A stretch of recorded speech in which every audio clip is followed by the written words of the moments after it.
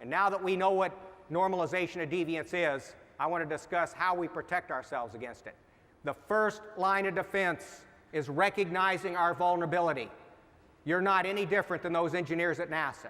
We're all human. We all come under pressure on the job. We all get tempted to take the shortcut, to accept the lower standard of performance. So recognize your vulnerability. I just used, by the way, this NASA disaster to drive home what normalization of deviance is. But let's remember, it happens at an individual level, it happens at the smallest team levels, it happens in all industries. If you want an example, again, Harold touched on this, an example of normalization of deviance at the individual level, it's not latching a seatbelt. Why do people not latch a seatbelt? Because they've gotten away with it for 10, 20, 30, 50 years. They've driven and never needed it. That deviance is invisible to them. They've normalized it into their behavior. Do yourself a favor and your families a favor. You get in those vehicles, latch those seat belts. But we're all vulnerable, and that's the first line of defense. And another thing I'd implore all of you on these, you make multiple responses to emergencies. You can fall into the mode of believing you're so good. You're so good. You're bulletproof. And you got to recognize that's not true. There's no history being created. When you respond to an emergency out there and you successfully execute, there's no history being created in the laws of physics, the physics of death that you deal with. Fire, explosions, collapses, things like that. There's no history out there that's remembering how good you were the last time and is now going to cut you some slack the next time. It's up to you to recognize your vulnerability. First line of defense. Execute to meet standards. We have an expression in military aviation to protect us from normalization of deviance. It's called plan the flight, fly the plan. For you folks, it's plan the work, work the plan. Execute to meet standards. We have an expression in military aviation that the flight manual of a modern fighter is written in blood. It's very true, because there are people who have paid with their lives to learn some aspect of the operation of this vehicle, of this plane. And now that entry is in the plan to protect our lives. And it's exactly the same in your business. There's a huge memory out there of mistakes that have been made in the past that are incorporated now in your procedures. They are there to protect your lives. But it only works when you execute the plan. You meet those standards.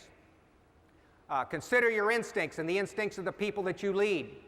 Obviously, we have instincts for a reason, and sometimes they can be dead on accurate. Obviously, from reading from these memos, there were a body of people, particularly at Thicol, that were not affected with this normalization of deviance phenomena. Well, let me tell you what happened in the midnight hour, literally the midnight hour before Challenger was launched.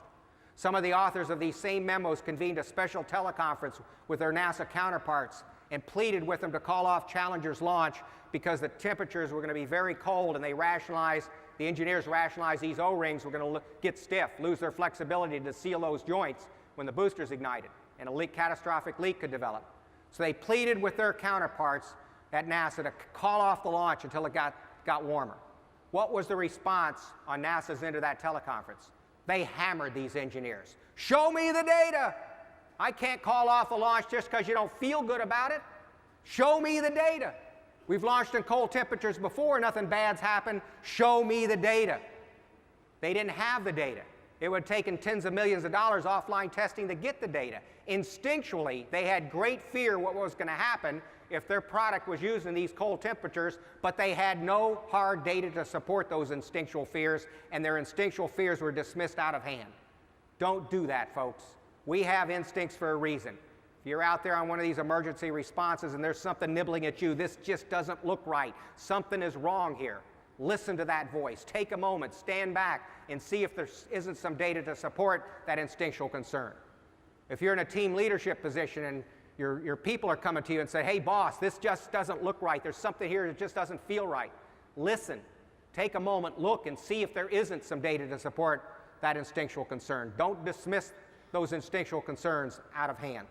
Finally, I would make sure that everybody archives and reviews the near misses and disasters that have occurred on your teams and within your industry. And God knows there's lots of disasters out there to learn from, and Harold talked about a lot of them that you've recently had.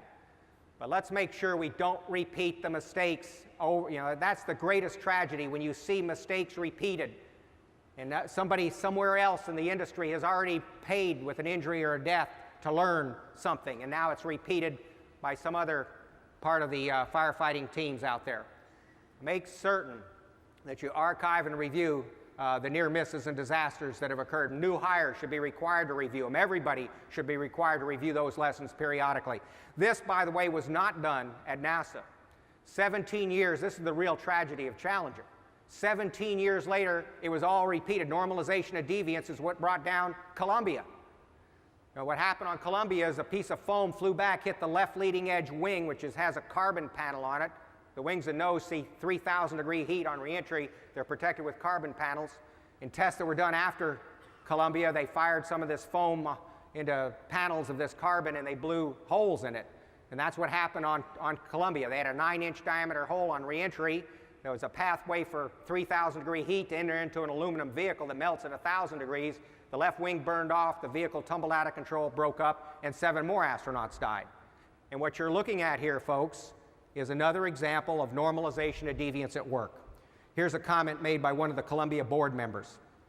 NASA had lived for 20 years with the idea that foam, the foam on the gas tank, could not cause a catastrophe.